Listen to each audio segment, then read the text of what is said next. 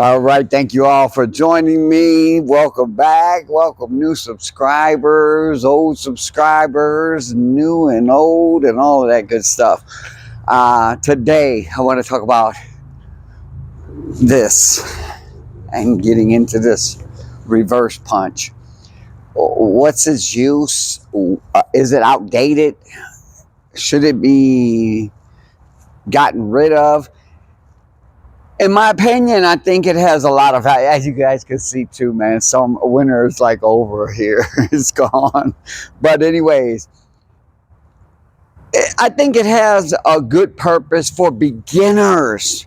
Once a student is out of the beginning stages, they need to evolve, and to continue to do this is just asinine. Now, this is another thing too, is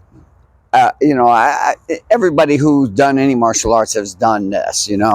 One thing different with Shakoin and at Ho Chun was we would go here, and you see how the hips remain, but we had to rotate the waist. We had to put shoulder behind shoulder.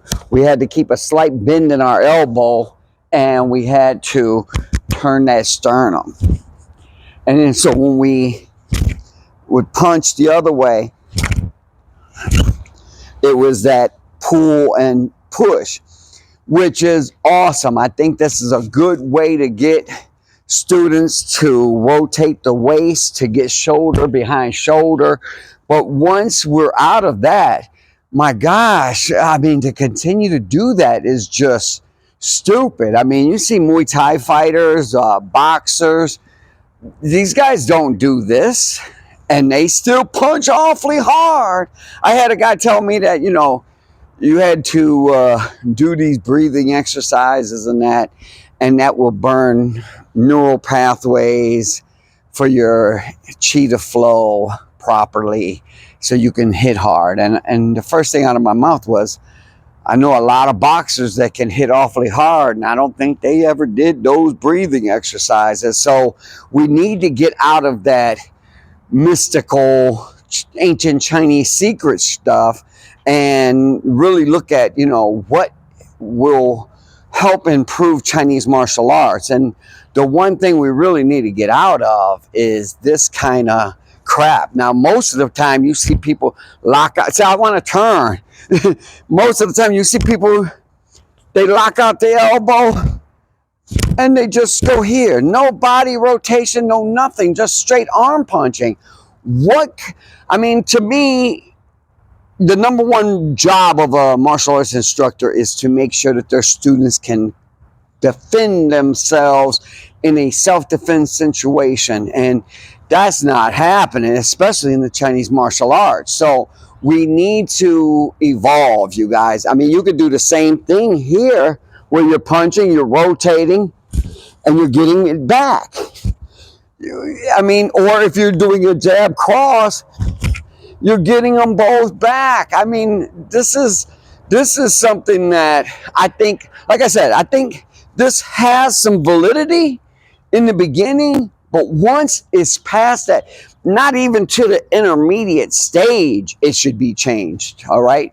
Once a student learns how to rotate the body and throw the hip into everything they're doing and bring the energy up, and how long does that take? It doesn't take long, but we seriously need to get out of this crap. You see it all the time, and you go to a tournament and you'll see people, and they actually punch just that hard, if that hard, and they scream so loud, and their body is square. They put no body into that punch whatsoever. They put a lot of yelling into it, but there was no rotation, no nothing. So, and it's not just a Chinese martial arts problem. It's a karate and all that, but I don't do karate and all of that. I don't care about any of that. I'm a Kung Fu man, and I want the Chinese martial arts to be back where they belong, not down here where they're currently at. And if we're going to get back up to the spot where Chinese Kung Fu, Chinese martial arts are, It's with doing the right things at the right time. I told you guys, I think I told you guys about this story where we would do elbow smashes. Boom. And there was a guy, and I mean, in the beginning, you go here and you follow your hands with your eyes. So that way you're rotating the body.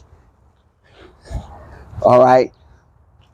There was a black belt that he brought that up, that you gotta you gotta look at your hands when you're doing it. And I said, you're a black belt, dude. You don't need to look at your hands anymore. That's what a baby does. That's how babies are taught. And I'm not meaning like a infant. I'm talking like a person that's 3 months into the Chinese martial arts. They're like a 3-month-old baby. All right, that's how you have to show a baby how to do it. But once they are beyond crawling and they're walking, they don't need to follow this anymore. All right, so this is what I'm getting at. And we need to start recognizing everything that we do in the Chinese martial arts. There's a beginner, intermediate, and advanced stages for it all. And once we start recognizing that we're in the advanced stages, but we're still doing something like a beginner, there's a problem. All right, so we need to really level that out and understand that when we're a beginner, we did it this way. Now, how do we do it as intermediates?